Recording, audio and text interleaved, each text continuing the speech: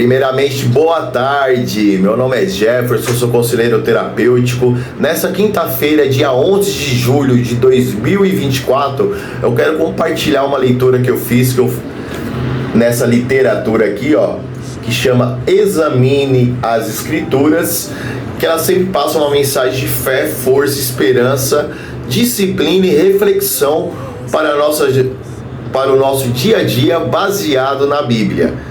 Vamos acompanhar a leitura comigo? Quinta-feira, 11 de julho. Jó não pecou com os seus lábios. Parte desse versículo se encontra em Jó, capítulo 2, versículo 10. Mas para a gente entender mais um contexto, eu vou ler o versículo 9 e o 10 inteiro para você. Jó, capítulo 2, versículo 9 e o versículo 10. Por fim, sua esposa lhe disse: você ainda se apega à sua integridade? Amaldiçoe a Deus e morra. Mas ele lhe respondeu: você está falando como uma mulher insensata. Devemos aceitar apenas o que é bom da parte do verdadeiro Deus e não aceitar também o que é mal?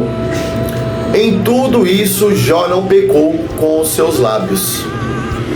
Vamos continuar a leitura.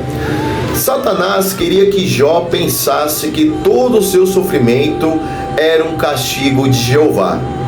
Satanás usou um vento muito forte para derrubar a casa onde os 10 filhos de Jó estavam tomando uma refeição. Ele também fez fogo cair do céu para destruir tanto os rebanhos de Jó como os homens que estavam cuidando deles. Jó achou que Jeová tinha feito aquilo porque o vento e o fogo surgiram de uma forma sobrenatural e vieram do céu. Ele pensou que talvez tivesse feito alguma coisa que deixou Jeová magoado. Mesmo assim, ele se recusou a ficar com raiva e a abandonar seu Deus. Jó pensou que se ele aceitou as coisas boas que tinha recebido de Jeová, ele também deveria aceitar as coisas ruins. Olha o exemplo de tamanha fé, humildade e aceitação. Por isso ele disse: que o nome de Jeová continue a ser louvado.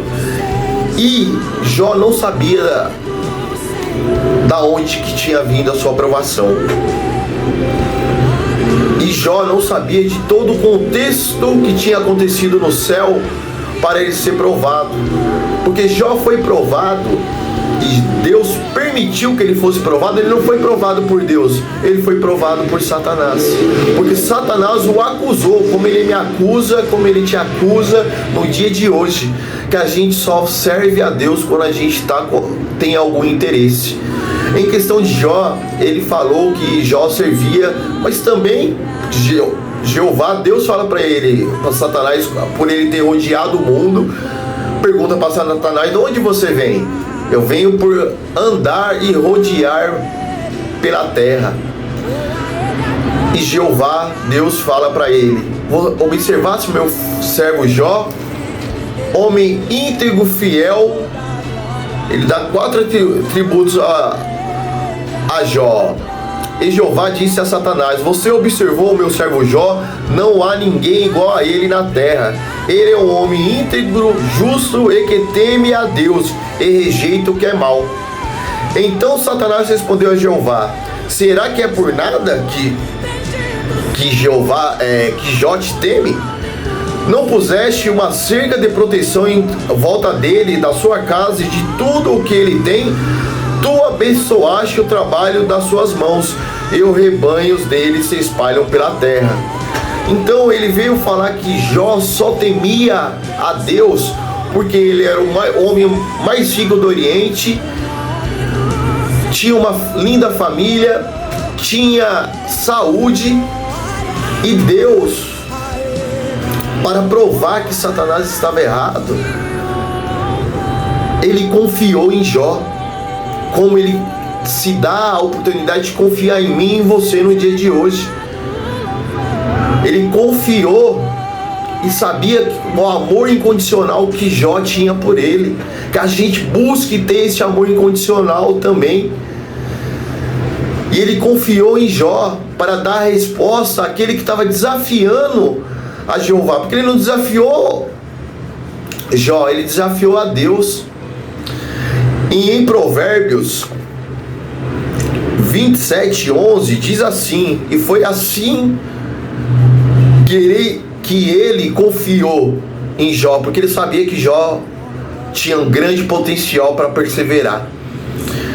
Em Provérbios 27:11 diz assim, ó: seja sábio, meu filho, e alegre o meu coração, para que eu possa dar uma resposta àquele que me desafia. Porque Satanás, ele vem desafiar a Deus usando eu e você. E a gente tem que aprender a pedir sempre orientação, a pedir capacitação, a pedir força a Deus, para a gente consiga não desanimar.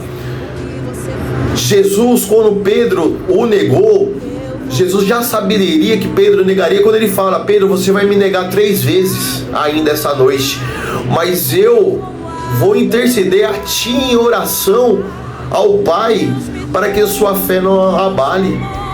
A gente tem que pedir que Jesus Cristo interceda também em nós em oração ao Pai.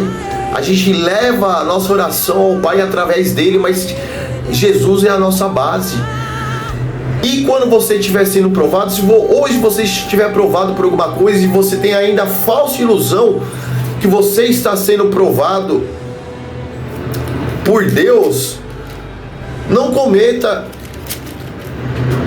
esse erro, porque em Tiago, capítulo 2, versículo 11, versículo 13, fala assim, Tiago 1, versículo 13: quando estiver sob provação, que ninguém diga estou sendo provado por Deus, porque com coisas más Deus não pode ser provado, nem prova a ninguém.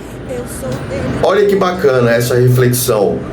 Quando você estiver sendo provado, quando estiver sob provação, que ninguém diga estou sendo provado por Deus, pois com coisas más Deus não pode ser provado, nem prova ninguém. Então, uma provação na sua vida, nunca você está sendo provado por Deus, mas é uma permissão dele para você perseverar na fé, para você ter maturidade espiritual e se achegar mais a ele.